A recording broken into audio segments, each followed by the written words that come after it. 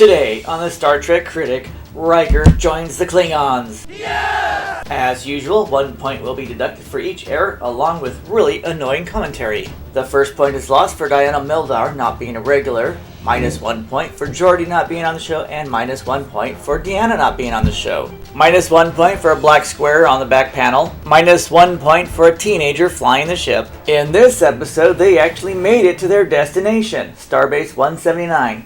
How many times will they mention it? Starbase 179. Starbase 179. Starbase 179. Starbase 179. Starbase 179. That is a total of 6, which means it's time for a drink.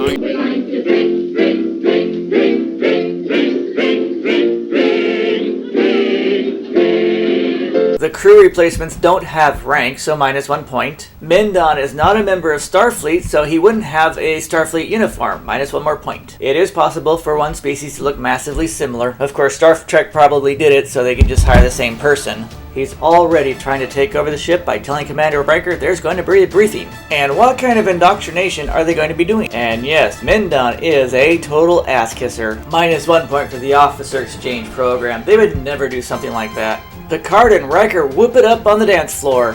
Worf knows more about Klingon heritage than most Klingons, and here he discusses the officer's retirement process. Minus 1 point for opening credits 6 minutes into the show. Mindon would work with a science team that's not on the bridge, minus 1 point. Dexter Clay finally gets a speaking part on Star Trek, and he has to deal with this little do-gooder trying to improve everything. Now he's going to annoy Wesley. Wesley says, "Do you mind? I'm trying to fly a spaceship." Mindon can't wait to tell Captain Picard how to do his job. You should never eat like this before getting onto a spaceship that might not have good plumbing. Pulaski says she's never heard of a Klingon. Then she invites Riker out for a drink. Then she says she's abstaining so he can't get one for the road his last hour on the ship. Riker says, "Well, at least I tried." Now Picard hits on Riker and brags about how often he gets lucky. Look closely, this hideous drink is in Picard's right hand. Now it's in his left, so minus 1 point. The waiter hands Picard this dish, then does it again, so minus 1 more point. Worf gives Riker a device that prevents early retirement. Aww. Captain Picard should know not to kiss up to a Klingon officer. Obviously that benzite on board is rubbing off on him. An officer exchange would take months of planning, so minus 1 point. And the Klingon Empire is not a part of the Federation, so it would never happen. Minus 1 more point. Data says I number 1. Wesley says I number 2. Mindon decides now would be a good time to piss off Picard and Worf at the same time, which is probably why we never see benzites again. Why is this Klingon constantly looking at Riker's butt? He denies it by saying he's blind. Minus 1 point for neither side using the universal translator. The whole purpose of Riker being on a Klingon ship is to get into a good old-fashioned man fight. Worf says I number 3. The Enterprise is getting moldy. Mindon pisses off everybody again. Data likes spinning around in the chair. Minus 1 point for a single set of doors on the turbolift. Worf contemplates sending Mindon to the Klingon ship for an early retirement. Ensign Bennett is thinking, yep, you're getting an ass whooping now. Data says I number 4. Riker enjoys a good laugh with the Klingons. Well, it looks like Riker's gonna get laid later. In this conversation, you learn Riker gives advice, but doesn't really take it, since later on this year, he's going to be a real jerk to his own dad. Mindon concludes it's a bacteria that eats spaceships. Worf says I number 5, so it's time for another drink.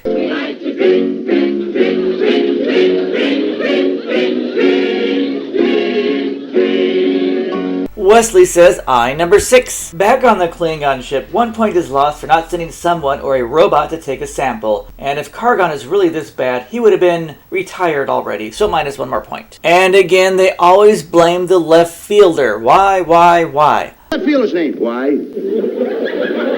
The left fielder is no longer important. It's all about the second baseman now. Wesley randomly walks away from the steering wheel, so minus 1 point. Mindon doesn't understand the third baseman either, and he will never be able to recover from that. Wesley gives him a pep talk, and Mindon decides to be even more annoying than before. The Klingons argue about Riker's loyalty. This is why you don't have officer exchanges. There they go again, blaming the left fielder of stalking them. Wesley says I number 7. Riker's like, oh good, this guy's got a death wish. Their shouting match was a big waste of time, so I'm going to skip it. Mindon reports to Captain Picard again and not Lieutenant Worf, and Picard does not say go tell Worf first, so -1 point. Worf says I, number 8. Captain Kargan has a total death wish. The Klingon Empire would never have a Federation officer serving on board just to see what kind of a goofball he is, so -1 point. According to this, only about 8 hours have passed. Data recommends red alert. Worf says I, number 9. And again, they blame the Enterprise and his crew of being the left fielder. Riker says, you suck at your job.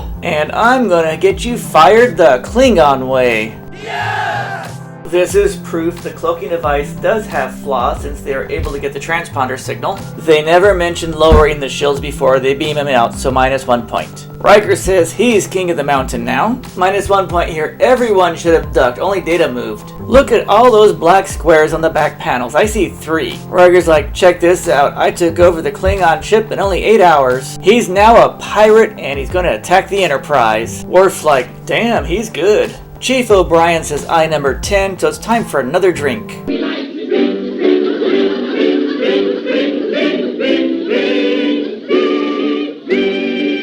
Picard offers repair services, but Riker says, no, we're really pirates. We want your women and your money. And this is what happens if you don't do the Picard maneuver or the Riker maneuver, and -1 point for an obvious stunt double. That's what she said. The moral of the story is wisdom is based on learning when to duck and when not to duck. And Worf says I, number 11. The episode ends with Riker saying, you know Worf, I think Captain Kargan is going to retire soon. Worf says, yes, this whole incident is going to be an embarrassment to the Klingon Empire. I wouldn't be surprised if they retire the whole ship. So the repair operation is probably a big waste of time. So who were the Klingons? Dexter Clay was Worf's stand-in in the background for 28 episodes. He was also on Webster. Laura Drake was on Ghost and Hill Street Blues.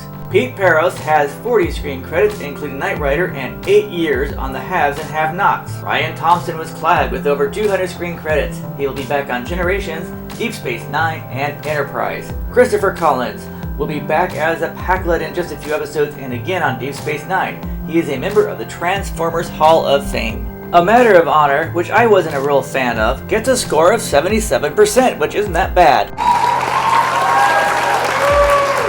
Okay, we're not done yet. Just how many times did they blame that left fielder? It turns out the left fielder was blamed a total of 10 times. So let's have a drink in honor of the left fielder.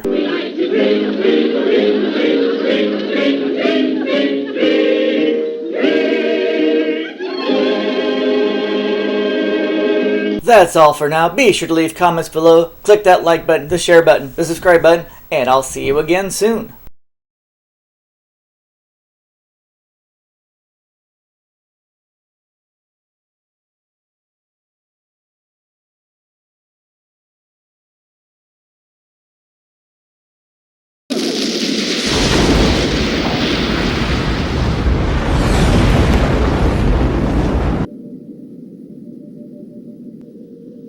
Set course and speed for Star Station, India.